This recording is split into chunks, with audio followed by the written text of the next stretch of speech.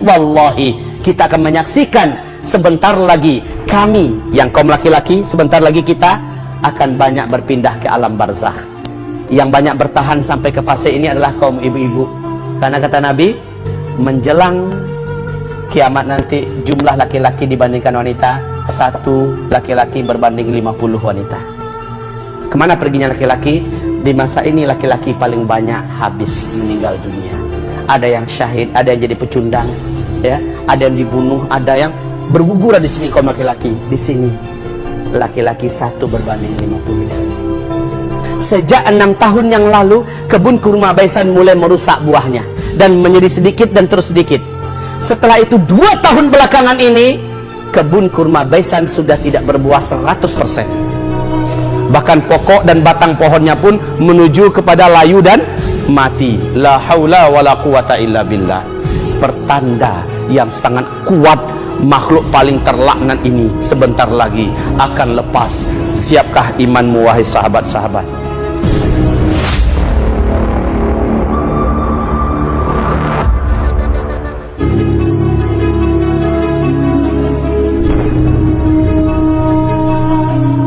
Ini Dajjal. Sudah siap bertemu dengan era Dajjal? Sudah siap? Berlindunglah kepada Allah. Kalau mengatakan sudah siap, menurut saya sombong. Saya saja tidak siap, bagaimana kita berani mengatakan sudah siap? Berlindunglah kepada Allah. Tapi siap nggak siap, ini ibarat matahari udah mau tenggelam. Siap nggak siap, matahari tetap akan tenggelam. Begitu Bapak Ibu. Mari kita lanjutkan. Di dalam hadis Nabi mengatakan seorang remaja lelaki, satu-satunya laki-laki dan manusia di bumi yang Dajjal tidak mampu menaklukkannya, tidak bisa menguasainya. Dan remaja ini saat berjumpa dengan Dajjal nggak mau sujud kepada Dajjal. Padahal siapapun yang bertemu dan berjumpa dengan Dajjal pasti akan terpengaruh oleh sihir Dajjal, oleh hipnotis Dajjal, dan akan sujud menyembah Dajjal. Tapi remaja ini enggak. Dajjal menghampirinya, tangkap, maka ditangkap. Kamu kenapa nggak mau sujud kepada saya? Kata remaja ini, tentang diri engkau saya telah baca dalam hadis-hadis Nabi Muhammad SAW bahwa engkau adalah Dajjal. Ciri-ciri mirip, fisikmu mirip dengan gambaran Nabi dan kemampuanmu juga. Maka saya haram sujud kepadamu. Saya hanya akan sujud kepada Allah. Dajjal pun marah. Dajjal sangat marah. Dan dijambaknya rambut remaja ini, tangan kanannya memegang gergaji, langsung dibelahnya batok kepala itu di biduk. Remaja ini pun meninggal dunia, dibelahnya sampai terbelah 2 tuh badan, tergeletak di lantai, darah bersimburan kemana-mana. Lalu Dajjal mengelilinginya 1 kali keliling, sambil mulutnya komat kamit membaca mantra-mantra tertentu. Setelah itu setelah 1 kali keliling, Dajjal berkata, "Kum, bangkit kamu, bangun." Allah izinkan saat itu remaja ini bangkit kembali, tubuhnya kembali merapat menyatu, dan dia pun berdiri. Darah tadi yang di lantai tetap bergenang di lantai. Para pengikutnya betul-betul semakin yakin ini asli Tuhan. Tapi remaja ini setegar semula, tetap tidak mau sujud. Apalagi kata Dajjal, sujud, saya Tuhan kamu, saya sudah hidupkan kamu setelah kamu saya matiin, dan ini cuma Tuhan yang bisa buat, dan saya sudah lakukan itu pada kamu. Kamu lihat sendiri kan tadi. Apa kata remaja ini? Sorry Jal. Malah dengan kejadian ini makin mantap keyakinan saya, kamu asli Dajjal 100%. Saya udah baca hadisnya, akan ada seorang remaja lelaki yang tidak bisa ditaklukkan dan ditunduk oleh Dajjal. Lalu remaja itu dibunuh oleh Dajjal, kemudian dihidupkannya kembali. Lalu dia tetap tidak akan mau sujud kepada Dajjal. Kemudian Dajjal membunuhnya kali kedua, tapi Allah telah mencabut kemampuan Dajjal untuk membunuhnya. Dan kemampuan Dajjal membunuh yang lain juga sudah Allah cabut dengan kejadian itu. Kamu setelah ini tak akan bisa bunuh saya loh Jal. Dan tidak ada satu pun manusia yang bisa kamu bunuh setelah kamu bunuh saya tadi. Betul. Dajjal marah, ingin membunuhnya kembali langsung dengan tangannya.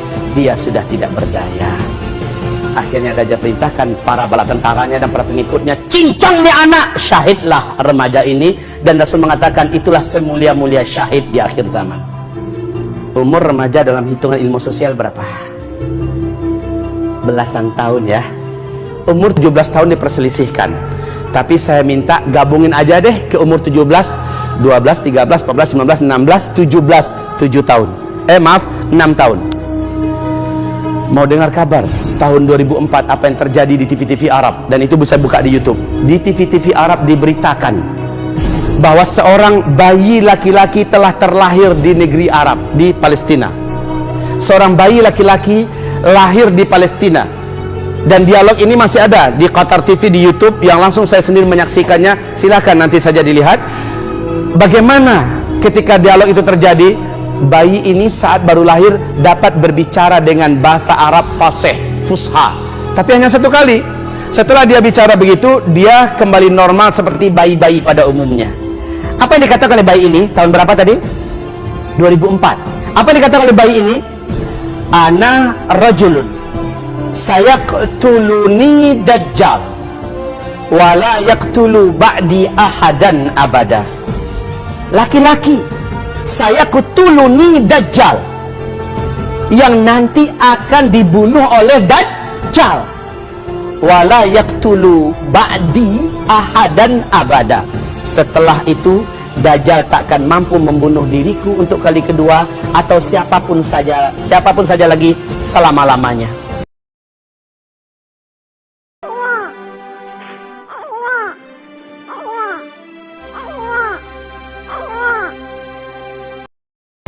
Setelah itu bayi ini normal seperti bayi-bayi pada umumnya.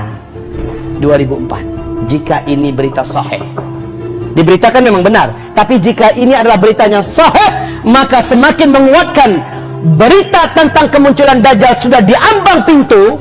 Apalagi kalau antum mau tahu, gedung tertinggi di dunia yang sedang dibangun sekarang ini di mana? Di Jeddah, yang 1,2 km. Antum tahu tidak, lambang tertinggi dan terbesar dari gedung itulah lambang mata Dajjal.